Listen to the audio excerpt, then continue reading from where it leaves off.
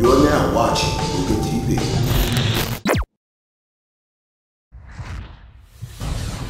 Hey everyone, this is MugenLord here, and today I want to get into Super Smash Bros. For the Switch, because Nintendo has pretty much left us with little information on whether or not this title will be a port or a new entry into the Smash series, but what we do have is a few clues leading us in the direction of it being the 5th installment. I don't want to really get into that because there are plenty of YouTubers who have already addressed this, and at this point it would be redundant if I would do the same thing. So in this video, I'm coming from the side that believes that Smash Bros. Switch is a new title.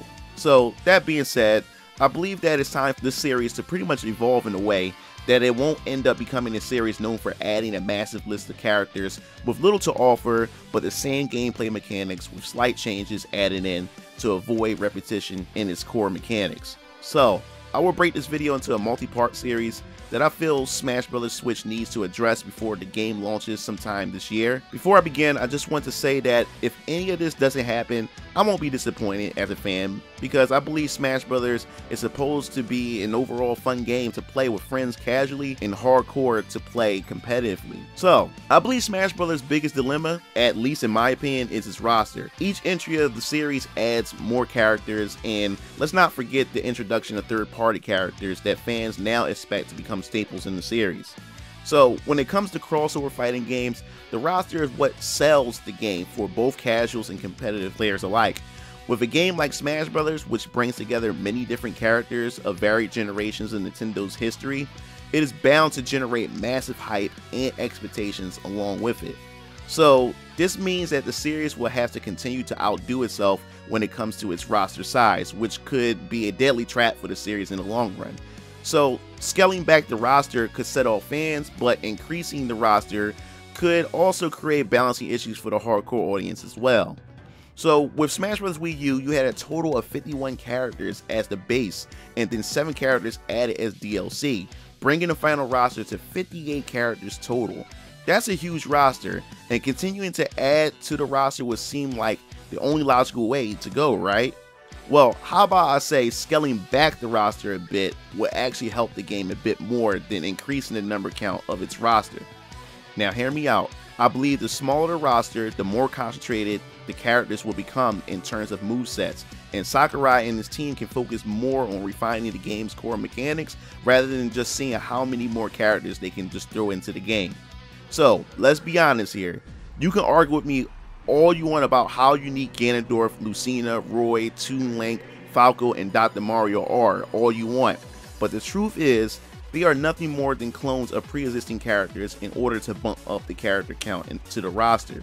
So, in Melee, clones were added due to time constraints for the game's development, and the rest has been history ever since the other games have released. So how far should Smash Bros. Scale the roster back, you ask? Well, first, let's take a look at all 4 Smash Bros. Roster, and then we can decide the roster count for Smash Switch, or let's just call it Smash 5. Now, let's take a look at the first Smash Bros. Game on the Nintendo 64. It had a total of 12 characters, and each of them had their own distinct moveset except Luigi. He was more of a clone of Mario with a few tweaks added to his moveset. This is the Legacy roster and deserves to be included into Smash 5 without any argument. But we aren't done just yet. Then we have Smash Bros. Melee, which had a total of 26 characters and 6 of them were clones, which leaves us with a total of 20 unique characters. I added Luigi in as unique for the fact that Sakurai went out of his way to make him much more distinct than Mario this time around. So, in reality, there were pretty much 8 unique characters added to the original roster. Now let's move on to Smash Bros. Brawl. This game had a total of 39 characters, not counting the 2 copy and paste clones, which were Toon Link and Ganondorf. Then compare the roster to Melee. There were 17 new characters added to the game, which is pretty good for a fighter. Then of course, Smash Bros. For Wii U caps out at 58 fighters. So now, it's time to decide the size of the roster for Smash 5. I think the roster should clock out at 28 characters. Now, if we take a look at the teaser trailer, there were already hints to what characters to expect in the game. Now, if anything else, at least the first 11 of the 12 Legacy Smash characters should be there from the start.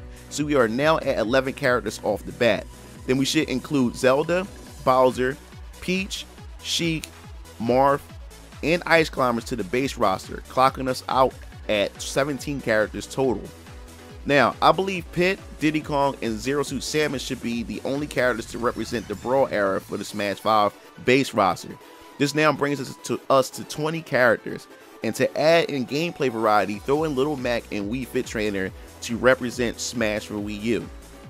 That leaves us with 22 characters. Now, the remaining 6 characters would be pretty much newcomers. Now, wait a minute, new MugenLord. Only 6 newcomers? Okay, just hear me out. There are actually more than 6 newcomers. Well, we actually have 8, but this is merely pure speculation on my part. Let us not forget Breath of the Wild Link replacing the traditional Smash Link. Now, I'm going off the limb on this one, but I can also feel like Zelda may be getting the same treatment as Link, and she will pretty much get reworked as the Breath of the Wild iteration of Zelda. We also have the Inklings as newcomers. So, who will the remaining 5 newcomers exactly be, right? So that would pretty much be for another video, because I don't really want to get into like what characters I would like to see in the game and who the newcomers and who the veterans should be. But that would be into another part. But more newcomers and veterans would definitely join the roster as DLC, which I will also talk about in another video as well. I truly believe that majority of the main cast will be reworked a bit, which will make the experience feel fresh while throwing in 8 new fighters. And Sakurai has been working on this game secretly for almost 2.5 years. So I think a smaller roster compared to the past game would help them flesh out time to develop new gameplay mechanics while retooling returning characters to work pretty much within the new gameplay mechanics. A small roster can hurt a crossover game only if the cast is bland and the newcomers aren't bringing anything new to the table. But I do believe 8 newcomers, not including game modes, which I will get into in another video, and other features, could sell this game. But that's about all I have for now in this first part of the Smash 5 video series. So, what do you think of my character choices for the base roster of Smash 5? And is 28 characters a good size to scale down to? Is 8 newcomers good enough for a new Smash game? Make sure you leave your thoughts in the comment sections below. And if you have any questions, make sure you contact me on Twitter or on my Facebook group page, which I have in the link in the description as well. This is MugenLord, and I'm signing off. See you game fiends later. Peace out.